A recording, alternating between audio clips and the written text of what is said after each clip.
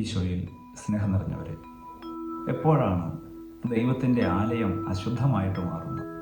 ഈ നഷ്ടപ്പെട്ടു പോയ ആലയത്തിൻ്റെ പരിശുദ്ധിയെ എപ്രകാരം നമുക്ക് വീണ്ടെടുക്കാൻ കഴിയും?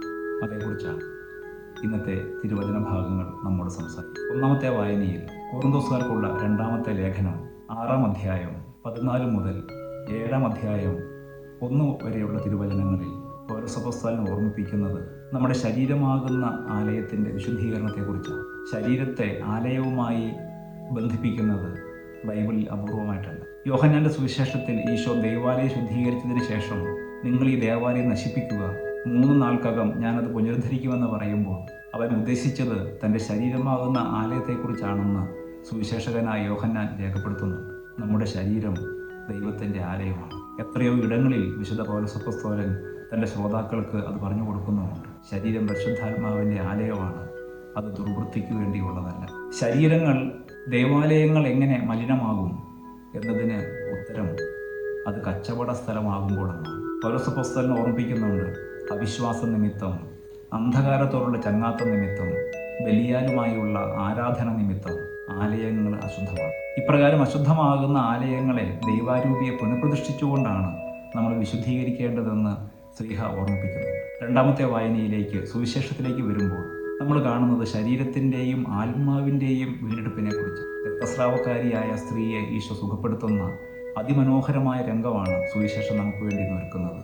വിശുദ്ധ ലൂക്കായുടെ സുവിശേഷം 8-ാം അധ്യായം 42 മുതൽ 48 വരെയുള്ള വാക്യം. രക്തസ്രാവക്കാരിയുടെ സൗഖ്യത്തിന് തൊട്ടു മുൻപുള്ള രംഗം നമുക്കറിയാം. അത് ജൈറോസിൻ്റെ വീട്ടിലേക്കുള്ള ഈശോയുടെ യാത്രയാണ്. ഈ 2 സംഭവങ്ങളിലും ആവർത്തിക്കപ്പെടുന്ന ഒരു പ്രധാനപ്പെട്ട ചിന്ത 12-നെ കുറിച്ചാണ്. ജൈറോസിൻ്റെ മകളുടെ പ്രായം 12.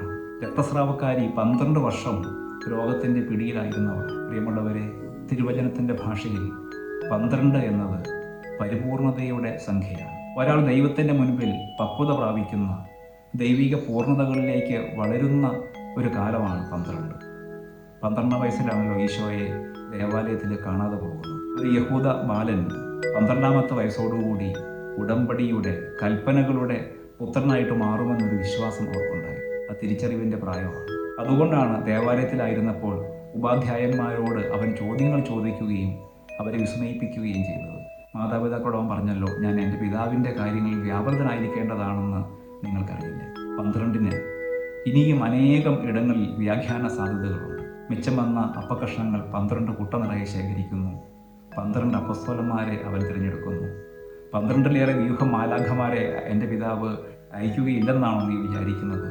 തുടങ്ങി ഒത്തിരിയേറെ ഇടങ്ങളിൽ ഇസ്രായേലിൻ്റെ 12 ഗോത്രങ്ങൾ, അങ്ങനെ ഒത്തിരിയേറെ ഇടങ്ങളിൽ 12 ഇടം പിടിക്കുന്നുണ്ട്. അപ്പോൾ ദൈവികമായ ഇടപെടലിന് വേണ്ടി ഒരാൾ കാത്തിരിക്കുന്നതിൻ്റെ പരിസമാപ്തിയാണ് 12.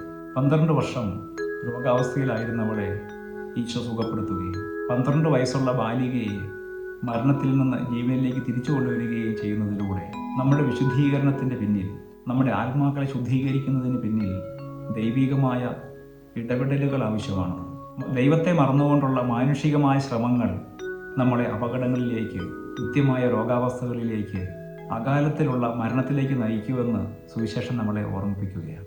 പ്രിയമുള്ളവരെ, നമ്മുടെ ജീവിതം കുരിശിൻ്റെ വഴിയിൽ പറയുന്നത് പോലെ ഇനി എത്ര നീളുമെന്ന് നമുക്കറിഞ്ഞുകൂടാ. ആസന്നമായ രാത്രികാലം അടുത്തു വരികയാണ്. ഈ നോമ്പിലൂടെ കടന്നു പോകുമ്പോൾ നമ്മുടെ ശരീരമാകുന്ന ആലയത്തെക്കുറിച്ച് ധ്യാനിക്കാൻ, ഈ ആലയവുമായി ബന്ധപ്പെടുന്നവരും നമ്മളും തമ്മിലുള്ള വ്യവഹാരങ്ങളെക്കുറിച്ച് ധ്യാനിക്കാനുള്ള ഒരു നല്ല സമയമാണ്. നമ്മുടെ ഇടപെടലുകൾ, നമ്മുടെ ബന്ധങ്ങൾ കച്ചവടങ്ങൾക്ക് വഴിതെളിക്കുന്നുണ്ട്. കൊടുക്കുന്നതിനേക്കാൾ സ്വീകരിക്കുന്നതിന്, നഷ്ടങ്ങളെക്കാൾ ലാഭങ്ങൾക്ക് നമ്മൾ പ്രാധാന്യം കൊടുത്തു തുടങ്ങിയിട്ടുണ്ട്. ദൈവത്തെക്കാൾ ഉപരി ബലിയാലുമായി, നന്മകളെക്കാൾ ഉപരി തിന്മകളുമായി, പ്രകാശത്തെക്കാൾ ഉപരി അന്ധകാരവുമായി നമ്മൾ സൗഹൃദങ്ങൾ സ്ഥാപിച്ച് മുൻപോട്ട് പോവുകയാണ്. എങ്കിൽ നമ്മുടെ ആലയങ്ങൾ കച്ചവട കേന്ദ്രങ്ങളായി മാറാൻ തുടങ്ങിയെന്നാണ് അർത്ഥം. ദൈവം കാത്തിരിപ്പുണ്ട് ജൈറോസിൻ്റെ വീട്ടിലേക്ക് വരാൻ. തൻ്റെ വസ്ത്രത്തിൻ്റെ വിളുമ്പുകൊണ്ട് പോലും ഒരാളെ സുഖപ്പെടുത്താൻ അവിടുന്ന് തയ്യാറാണ്. കാത്തിരിപ്പിൻ്റെ 12 വർഷങ്ങളാണ് നമ്മുടെ ജീവിതങ്ങളെന്നുള്ള ഓർമ്മയോടെ ദൈവത്തിലേക്ക്, ദൈവികമായ വിശുദ്ധീകരണങ്ങളിലേക്ക് മടങ്ങാനുള്ള ഒരാഹ്വാനമായി ഈ നോമ്പുകാലത്തെ നമുക്ക് കാണാം. ദൈവം നമ്മെ സമൃദ്ധമായിട്ട് അനുഗ്രഹിക്കും.